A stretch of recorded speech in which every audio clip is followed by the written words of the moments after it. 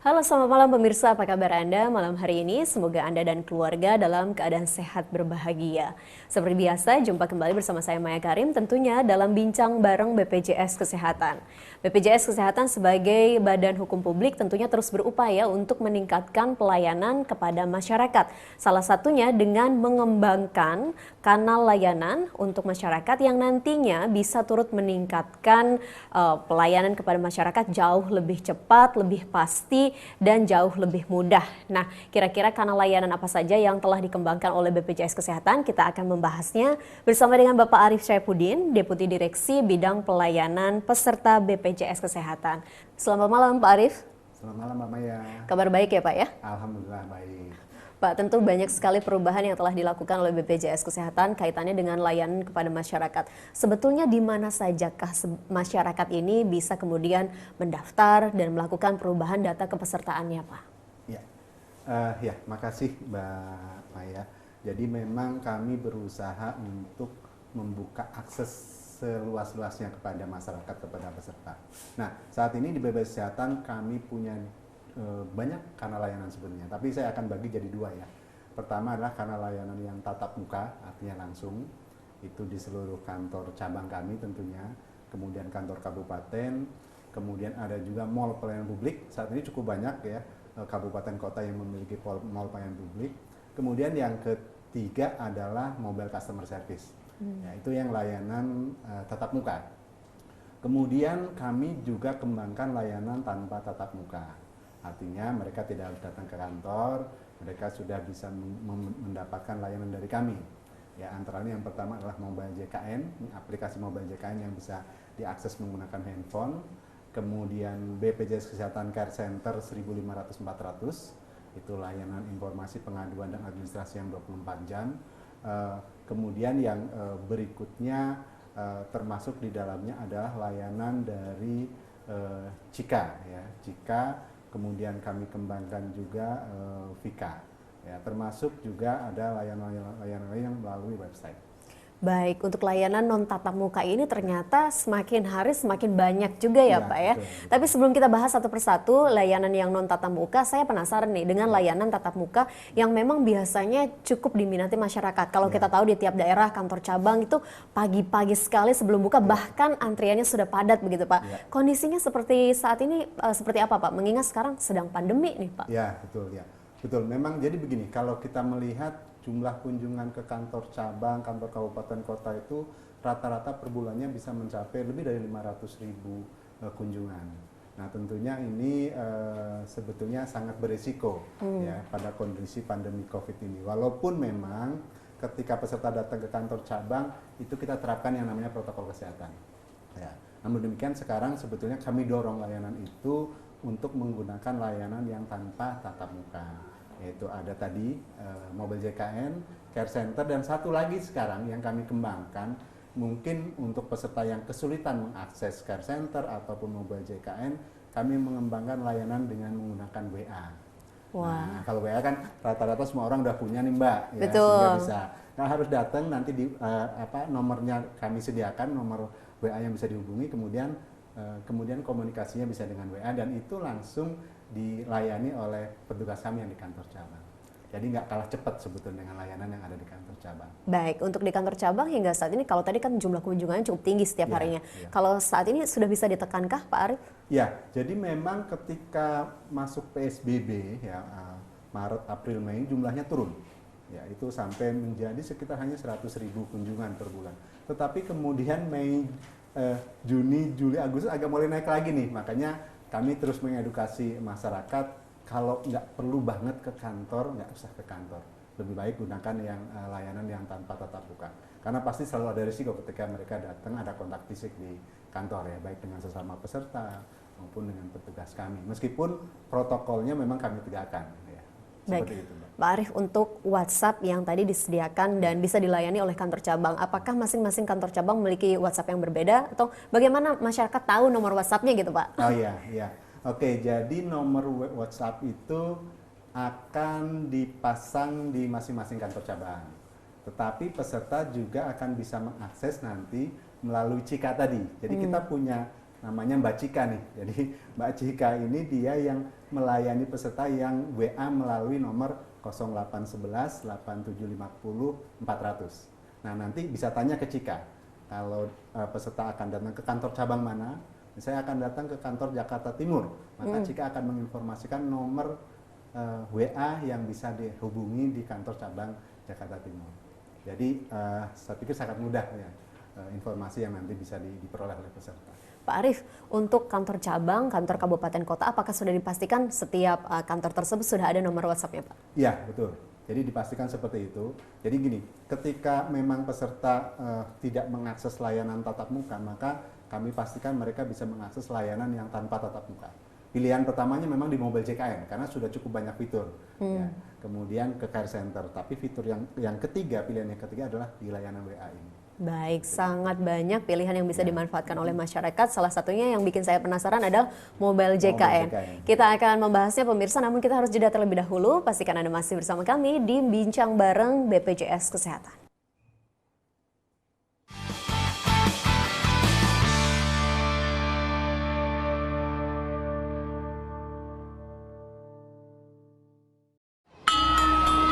Sejak kecil, kita sudah diajarkan untuk disiplin.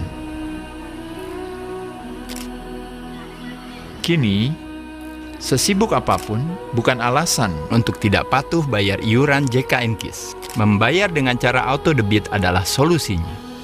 Hidup lebih berarti membantu sesama untuk optimis melangkah ke depan. Ayo, daftar dan bayar iuran JKN KIS dengan cara auto debit. Dengan gotong royong, semua tertolong. Alhamdulillah, Pak Sastor sudah sehat. Biayanya pasti mahal. Oh tidak, dengan JKN KIS saya terlindungi. Kita karyawan juga didaftarin JKN KIS, beban jadi ringan karena bergotong royong. Sayang, nanti kalau kita punya anak, abang daftarin JKN KIS ya.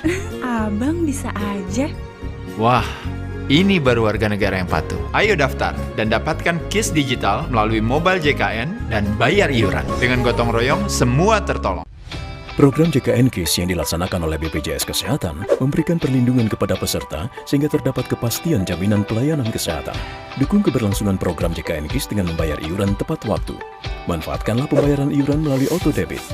Pendaftaran auto debit dapat dilakukan melalui bank dan mitra yang telah bekerja sama atau daftarkan auto debit melalui aplikasi Mobile JKN. Pilihan lain dapat dilakukan dengan cara ketik bintang 141 bintang 999 pagar. Dengan gotong royong semua tertolong. Sejak kecil, kita sudah diajarkan untuk disiplin.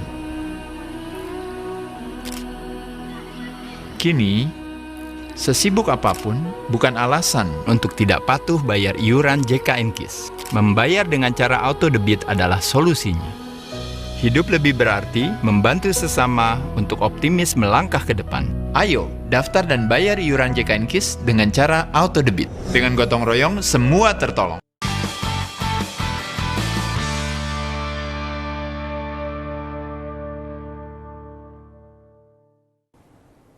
Terima kasih Anda masih bersama kami di Bincang Bareng BPJS Kesehatan. Masih bersama saya Maya Karim dan ditemani oleh Pak Arief Syaifuddin tentunya dari BPJS Kesehatan.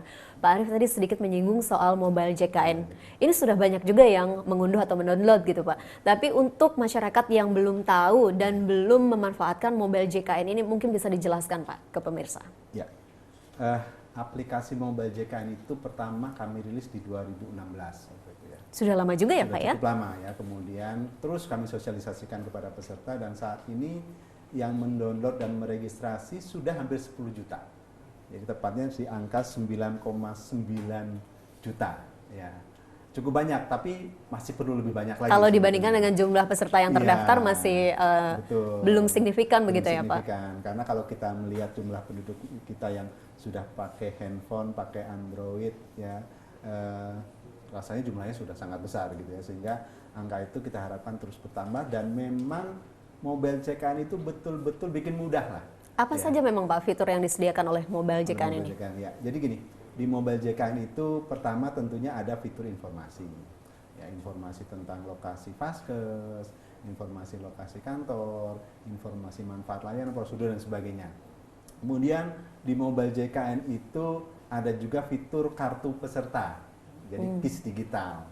Jadi sekarang itu udah nggak zaman lagi lah Mbak, kita Bawa cetak kartu bawa tebal-tebal. kartu, bawa handphone aja gitu ya. Dan di rumah sakit itu juga sudah bisa dipakai. Ketika kita datang ke klinik atau ke rumah sakit, pasti kalau kartunya mana Pak? Oh ini kartu saya, dengan kris digital itu bisa digunakan. Ya. Kemudian yang berikutnya untuk mendaftar itu juga bisa. Jadi masyarakat yang mungkin mau ke kantor, tadi kan kami sebenarnya kan tidak anjurkan untuk datang ke kantor, karena daftar itu sekarang bisa lewat mobile JKN. Daftar peserta mandiri bisa lewat mobile JKN. Kemudian rubah data. Nah paling sering itu rubah data itu misalnya pindah vaskes tingkat pertama, pindah klinik atau puskesmas. Bisa juga Bisa. ternyata. Kan biasanya kan kadang kita pindah rumah gitu ya, nggak sempat nih ke kantor, udah lewat mobile JKN aja. Jadi kita pindah, nanti tanggal 1 bulan depannya sudah langsung berubah, di kis digitalnya sudah langsung berubah. Ketika kita datang ke puskesmas atau ke klinik, dia juga sudah tahu bahwa itu sudah berubah. Ya, pindah puskesmas, kemudian update alamat gitu ya, rubah kelas, ini kalau peserta mandiri ya, dari kelas 1 ke kelas 2 atau 2 kelas 1 atau sebaliknya ke kelas 3 dan sebagainya, itu bisa lewat mobile JKN. Kemudian ada juga fitur layanan. Fitur layanan itu kita bisa cek ketersediaan tempat tidur. Ini yang sering kali orang pengen tahu ya, di sana masih ada tempat tidur nggak sih? Masih ada yang kita mau masuk ke situ, tersedia nggak gitu ya. Kemudian juga ada antrian operasi. Biasanya kalau saya harus operasi kemudian ngantri, kita bisa akses di situ. Selama memang nanti rumah sakitnya sudah mengupdate datanya. Ya. Kemudian ada screening riwayat kesehatan. Yang terbaru screening COVID. Nah, Ada juga Pak? ada juga. Jadi kita pengen tahu nih, kita beresiko nggak sih kena COVID-19 ini ya? Ada. Jadi di situ bisa ada fitur screeningnya. Kemudian konsultasi dokter. Kan zaman sekarang kalau sakit sedikit nggak harus datang ke dokter lah ya, karena dokter kan nanti ketemu orang banyak gitu ya. Konsultasi chatting lewat mobile JKN. Banyak Mbak, fiturnya banyak banget ya. Dan kita akan tambah terus lah fiturnya seperti itu. Nah, supaya tahu fiturnya apa saja, pemirsa wajib download gitu ya, apalagi bagi Anda pengguna ponsel pintar. Betul. Nah, cara downloadnya gimana Pak? Ya, cara downloadnya cari aja di Play Store atau di iOS, ketik aja mobile JKN, tulisannya mobile JKN. Nanti akan ada logo biru tuh ya. Nah, di situ di download. Nanti begitu download akan muncul permintaan untuk registrasi. Nah, kalau kita belum jadi peserta, kita bisa gunakan untuk mendaftar. Jadi pendaftaran peserta. Kalau sudah jadi peserta, kita akan pilih pendaftaran pengguna baru. Kita sudah tapi belum menggunakan pengguna baru. Nanti akan diminta data, nomor kartu BPJS, nomor KTP, nama ibu kandung, alamat email, nomor handphone dan sebagainya. Praktis mudah sebetulnya. Nah setelah itu, setelah kita terregistrasi, kita akan masuk ke menu-menu itu tadi.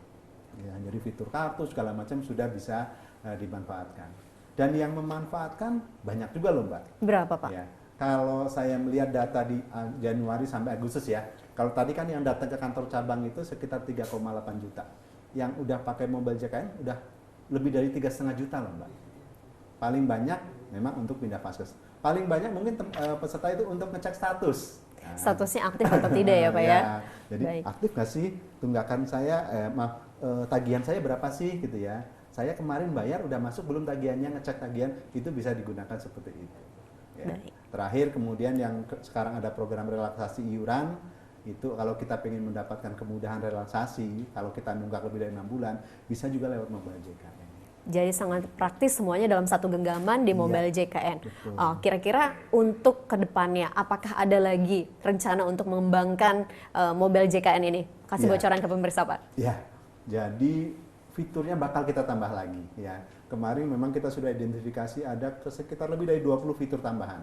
Seperti misalnya, ini kan yang paling banyak sekarang ya, saudara-saudara kita yang tadinya bekerja kemudian sekarang harus berhenti bekerja. Nah, sementara mereka membutuhkan jaminan kesehatan sehingga mereka beralih. Mereka bisa pindah dari peserta yang dibayar iurannya oleh perusahaan menjadi peserta mandiri yang bayar iuran sendiri. Nah, mereka bisa lakukan lewat mobile JKN tanpa harus datang ke kantor cabang. Sebelumnya mereka masih ke kantor cabang. Ya, kemudian pendaftaran bayi baru lahir. Nah, jadi ini untuk para pemirsa nih, kado terindah itu sebenarnya kalau kita punya anak adalah daftarkan dia langsung menjadi peserta JKN. Karena Begitu sudah dia terjamin lahir. ya. Betul. Nggak perlu harus nunggu dia punya NIK. Begitu lahir pun dengan yang penting ibunya sudah jadi peserta, ada surat keterangan kelahiran gitu ya, dia bisa didaftarkan. Bisa di rumah sakit, bisa juga nanti melalui mobile JKN. Ini sebetulnya kemudahan-kemudahan dan masih banyak lagi Mbak yang kita tambahkan di fitur itu, sehingga memang pada akhirnya harapannya Bapak Ibu peserta itu tidak perlu harus ke kantor cabang, semuanya cukup pakai mobile JKN. Baik, banyak fitur yang akan ditambahkan, Ya. tentu kita nantikan ya Pak, kapan Ya, itu akan terrealisasi. betul. Dan pemirsa, kita nantikan juga jeda yang berikut ini, jadi tetap bersama kami di Bincang Bareng BPJS Kesehatan.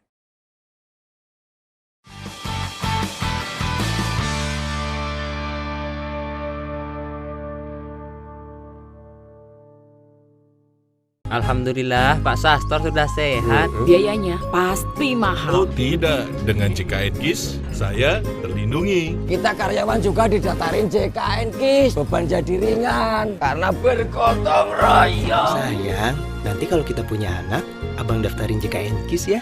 Abang bisa aja. Wah, ini baru warga negara yang patuh. Ayo daftar dan dapatkan KIS digital melalui mobile JKN dan bayar iuran. Dengan gotong royong, semua tertolong. Program JKN KIS yang dilaksanakan oleh BPJS Kesehatan memberikan perlindungan kepada peserta sehingga terdapat kepastian jaminan pelayanan kesehatan. Dukung keberlangsungan program JKN KIS dengan membayar iuran tepat waktu. Manfaatkanlah pembayaran iuran melalui auto debit. Pendaftaran auto debit dapat dilakukan melalui bank dan mitra yang telah bekerja sama atau daftarkan auto debit melalui aplikasi mobile JKN. Pilihan lain dapat dilakukan dengan cara ketik bintang 141 bintang 999 pagar. Dengan gotong royong semua tertolong. Sejak kecil, kita sudah diajarkan untuk disiplin. Kini, sesibuk apapun bukan alasan untuk tidak patuh bayar iuran JKN KIS. Membayar dengan cara auto debit adalah solusinya. Hidup lebih berarti membantu sesama untuk optimis melangkah ke depan. Ayo, daftar dan bayar iuran JKN KIS dengan cara auto debit. Dengan gotong royong, semua tertolong.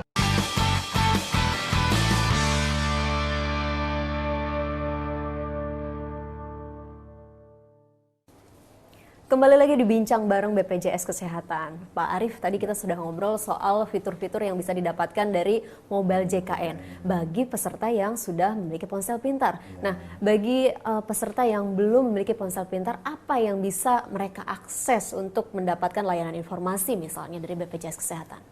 Ya, jadi memang mungkin ada juga peserta yang nggak puas kalau nggak ngomong langsung gitu ya. Kan banyak juga, aku nggak puas kalau nggak datang ke kantor cabang. Ini sementara ke kantor cabang kan lagi beresiko nih.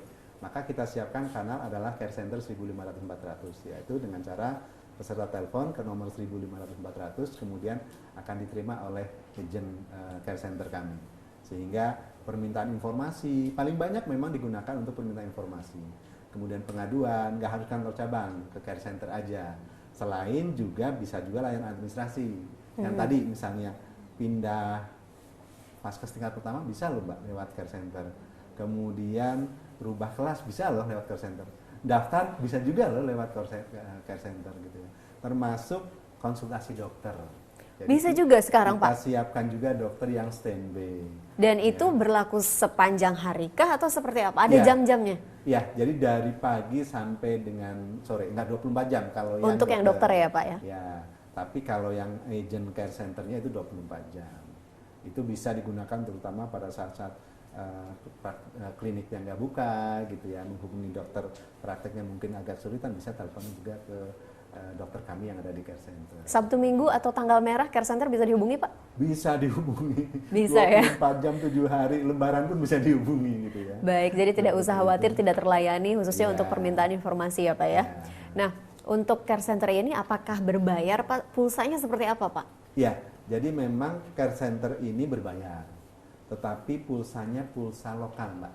Jadi misalnya gini, saya tinggal di Makassar gitu ya, care centernya itu kan ada di Jakarta dan di Semarang. Ketika saya telepon dari Makassar, maka saya akan dikenakan pulsa adalah saya dari Makassar ke Makassar aja. Ya, dari Makassar ke Jakartanya nanti BPJS yang bayar. Baik. Ya, jadi SLJJ-nya kami yang bayar. Artinya sebetulnya lebih murah di situ. Nah, mahal atau mungkin berapa biayanya sangat tergantung kepada tarif dari operatornya. Kalau kita menggunakan telepon PSTN ya tarif telepon PSTN. Itu seperti itu. Jadi berbayar tapi tidak mahal. Karena apa? Karena SLJJ-nya tadi dibayar oleh BPJS Kesehatan. Itu seperti itu. Apalagi Pak yang menjadi mungkin layanan care center ini menjadi pertimbangan untuk bisa diakses oleh masyarakat? Ya, jadi memang care center ini menurut saya sih cukup favorit, Mbak. Karena setiap bulan itu lebih dari 100.000 call yang masuk ke care center kami. Saya yang bayangin yang penerima teleponnya sibuk begitu. Ya, betul. Tapi memang kami juga selalu menghitung sukses call ratio-nya, Pak, Mbak. Jadi jangan sampai ada peserta yang telepon kemudian nggak diangkat gitu ya. Sampai dengan saat ini sukses call ratio-nya di atas 90%. Artinya hanya ada 1 dari 9 orang yang kemudian membatalkan untuk telepon karena mungkin terlalu lama. Itu seperti itu. Dan di care center juga sekarang ada juga layanan yang pakai mesin penjawab. Ini untuk mempercepat juga. Misalnya kalau ada peserta yang cuma pengen cek status, cek tagihan, itu akan dilayani oleh mesin penjawab. Itu seperti itu. Nah, tadi Pak Arief sempat membahas soal peserta yang pengennya puasnya ngobrol gitu. Ya. Tapi ada juga mungkin peserta atau calon peserta yang agak malu-malu nih untuk ngobrol. Ada nggak layanan lain yang bisa dimanfaatkan?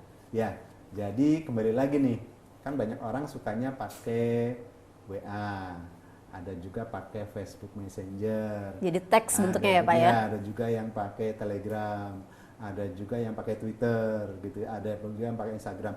Jadi memang kanal-kanal itu juga kita siapkan, ya media sosial pun kita gunakan. Memang yang terakhir-terakhir ini, yang lagi ngetop nih, apa nih, yang Pak? lagi ngetop itulah layanan yang dengan WA yang ke Mbak Cika tadi. Layanan dengan Cika itu 1 bulan itu lebih dari 500.000 hitnya. Wah. Ya, jadi Cika itu bisa untuk ngecek ya. Nanti misalnya tadi simpen aja sekarang nih di handphonenya 0811 87 50 400. Nanti kasih namanya Cika gitu ya. Misalnya langsung aja di situ, nanti caranya apa? WA tulis aja misalnya hai atau halo, nanti Cika akan menjawab. Kemudian Cika akan menawarkan fiturnya, mau apa? Mau cek status, cek tagihan, mau tanya ketentuan, tanya lokasi rumah sakit, tanya tadi layanan WA yang di kantor cabang, itu nanti bisa disiapkan melalui Cika. Dan nanti ketika kita masukkan datanya, nomor kartu saya, tanggal lahir saya, Cika akan menjawab. Status Anda aktif, misalnya tagihan Anda sekian. Jauh lebih murah sebetulnya kan seperti itu. Jauh lebih murah, lebih mudah, dan Ya, lebih cepat juga lebih sama cepat. begitu dengan kanal layanan lain. Ya. Pak Arief, kita akan membahas layanan lainnya tentunya, tapi kita harus jeda terlebih dahulu Pak Arief. Jadi pemirsa pastikan Anda masih bersama kami.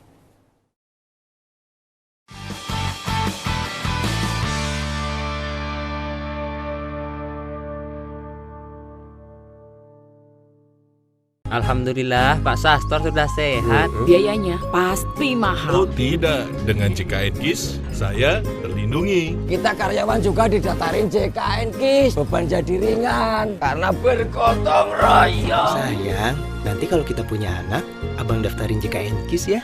Abang bisa aja. Wah, ini baru warga negara yang patuh. Ayo daftar dan dapatkan KIS digital melalui mobile JKN dan bayar iuran. Dengan gotong royong, semua tertolong.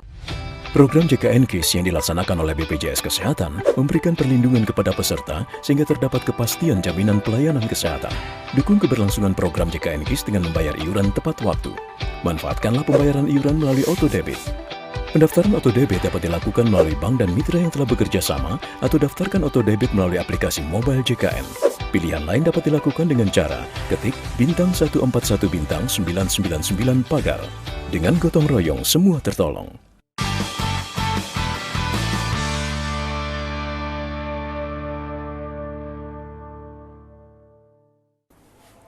Anda kembali menyaksikan Bincang Bareng BPJS Kesehatan. Tadi sudah dijelaskan oleh Pak Arief banyak sekali kanal-kanal layanan BPJS Kesehatan yang bisa dimanfaatkan. Tapi Pak Arief, untuk masyarakat desa yang mungkin terbatas dengan kekuatan internetnya di sana, apalagi kanal layanan yang bisa dimanfaatkan? Ya, makasih Mama ya. Jadi ini termasuk juga yang kami pikirkan. Bagaimana dengan saudara-saudara kita yang mungkin aksesnya jauh, ke kantor cabang juga jauh, mau telepon juga susah gitu ya, karena sinyal internet dan sebagainya. Nah, kami punya juga satu layanan, namanya layanan jemput bola. Ya, kami sebut mobile customer service. Jadi kami punya unit mobil yang setiap hari dia bergerak. Dia akan mengunjungi daerah-daerah yang memang aksesnya sulit atau aksesnya jauh. Terutama ini ditujukan untuk peserta PBI, ya mungkin ada perlu perbaikan data dan sebagainya. Yang penting adalah bahwa nanti kami akan mensosialisasikan ini melalui Pak Kepala Desanya. Nanti Pak Kepala Desanya akan sampaikan kepada masyarakat, kemudian mereka janjian nih kumpulnya gitu ya di kantor desa, kemudian mobil kami akan datang. Nah, khusus selama pandemi ini juga protokol kesehatannya harus kita jaga. Makanya kami anjurkan datanya dulu dikumpulkan lewat kantor desa, nanti kami ambil ke kantor desa, kemudian kami perbaiki, kemudian kami antarkan lagi. Tapi bagaimana caranya misalkan dari pihak desa bisa meminta mobile customer service ini? Ya, jadi memang teman-teman di kantor cabang sudah mereka punya link hubungan ya dengan perangkat desa ini. Karena ada seringkali ada komunikasi dengan mereka, bisa melalui kecamatan, nanti melalui kemudian untuk mencari informasi. Lalu bagaimana caranya kalau misalkan masyarakat atau peserta ingin menyampaikan pengaduan, Pak? Ada nggak prosedur yang harus dilewati atau harus kemananya? Ya, jadi untuk pengaduan tentu kami sangat mengharapkan peserta ketika ada sesuatu yang dirasa nggak sesuai gitu ya, jangan segan-segan untuk menyampaikan kepada kami. Ya, kanalnya banyak. Ya, tadi bisa lewat mobile JKN untuk ngadu juga bisa loh. Care center juga bisa. Kemudian kantor cabang pasti bisa, kan seperti itu. Nah, yang berikutnya mungkin pengaduannya terjadi pada saat dia lagi dilayani nih di rumah sakit seperti itu kan. Nah, ketika di rumah sakit sekarang kami ada namanya petugas pelayanan informasi dan penanganan pengaduan, petugas PIPP di rumah sakit. Itu kerja bareng kami dari BP. Lalu di situ ada yang satu pegawai untuk rumah sakit yang jumlah pasiennya nggak terlalu banyak, biasanya dia akan menghandle beberapa rumah sakit. Yang biasanya di setiap rumah sakit itu dipasang poster nih Mbak. Nama petugasnya, ada fotonya, ada nomor handphonenya. Nah tujuannya apa? Manakala Mbaknya lagi nggak ada di rumah sakit, ya lagi ke rumah sakit yang lain, bisa dihubungi lewat handphone itu. Jadi ini juga sebetulnya upaya kami bagaimana kami bisa membantu ketika peserta mengalami kendala. Syukur-syukur nggak ada kendala ya, tapi ketika mengalami kendala, kami bantu dengan PIPP rumah sakit tadi.